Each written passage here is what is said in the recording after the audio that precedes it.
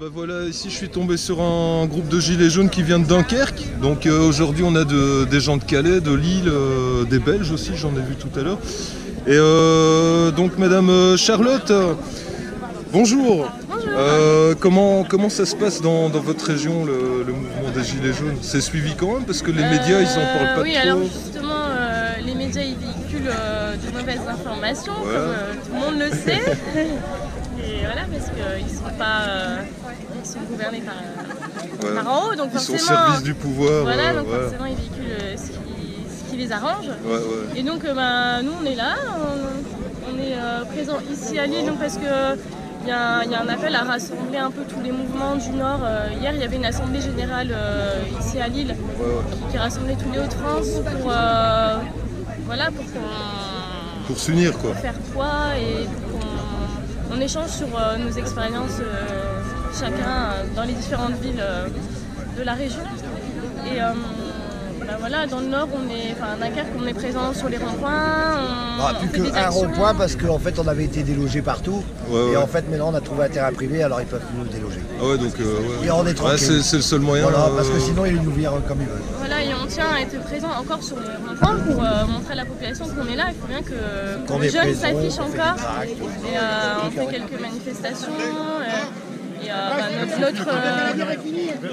Notre priorité, c'est de passer le message, de dire que les Gilets jaunes, c'est un mouvement qui rassemble toutes les causes en fait. Ce qu'on veut, c'est que le système il change pour que le peuple ait vraiment le pouvoir d'être dans une réelle démocratie et qu'on nous redonne du souffle, quoi, même au niveau financier, plus de justice fiscale.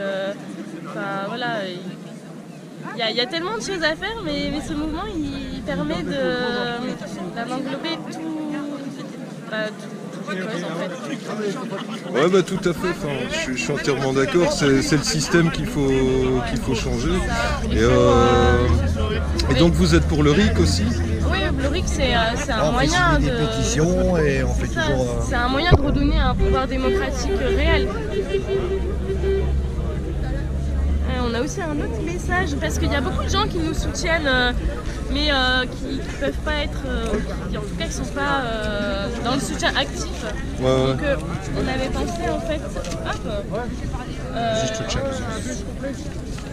si les gens ne seraient qu'ils affichaient en fait le soutien de manière visuelle, parce que le visuel c'est hyper important pour montrer qu'on est là, quoi. Le gilet jaune c'est le symbole, et s'ils pouvaient être présents partout, on montrerait au gouvernement que un peu comme le drapeau pour la Coupe du Monde, vous voyez, on est tous français, donc il faut se battre pour ça. On est tous citoyens, on est tous gilets jaunes, quel que soit en fait notre situation, notre statut social, nos opinions politiques, si on est c'est pour nos enfants et nos petits-enfants aussi. Voilà, c'est pour tout le monde en fait. C'est maintenant ou jamais qu'il faut qu'on agisse. Sociales, ce sont voitures 68, on a tout perdu. Et là on va marquer l'histoire, vous allez voir. Ah bah c'est cool. Ouais, donc contrairement à ce qu'ils nous disent, ça risque pas de s'essouffler. Non, pas du tout. Ils attisent la haine en plus. À force de toujours mettre des gens en garde à vue pour des vies des noms, des entraves soi-disant, et aussi des attaques sur les forces de l'ordre. C'est les forces de l'ordre qui nous attaquent. Nous on est pacifiques, notre seule arme c'est le gilet jaune. Eux ils ont des boucliers, ils ont des casques, ils ont des armes que nous on n'a pas. Alors après c'est trop facile de dire que c'est les gilets jaunes qui attaquent. Mais les médias ils montrent pas ça. Voilà. En fait, ils coupent les parties et puis ils montrent juste que c'est les gilets jaunes qui attaquent, mais les forces de l'ordre, ils vont jamais le montrer. Ils coupent les images. Et en plus, la misère, elle commence dans la rue pour venir sur la plage. J'ai vu des jeunes là, occupés de faire la mendicité. Ça m'a foutu les boules, vous pouvez pas savoir. Alors si les gens ils sont ignorants, ça je ne comprends pas. Mais ça met une main. C'est plus de justice. On est tous des êtres humains, on est tous des citoyens, on a des droits actuellement, ils sont bafoués. Et il y a le RIC, il y a aussi arrêter au niveau de la fiscalité, l'ISF doit. Il faut qu'on remette un système fiscal qui soit juste et cohérent, quoi. Pour redonner du souffle à tout le monde, c'est par là que ça passe, c'est par l'argent. L'argent c'est l'arme.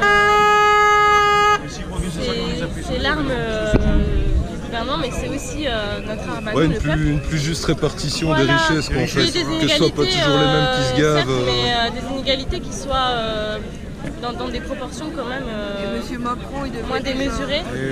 Et bizarrement, depuis le début du conflit, on ne parle plus de pourcentage de chômage. Hein. C'est bizarre. Hein.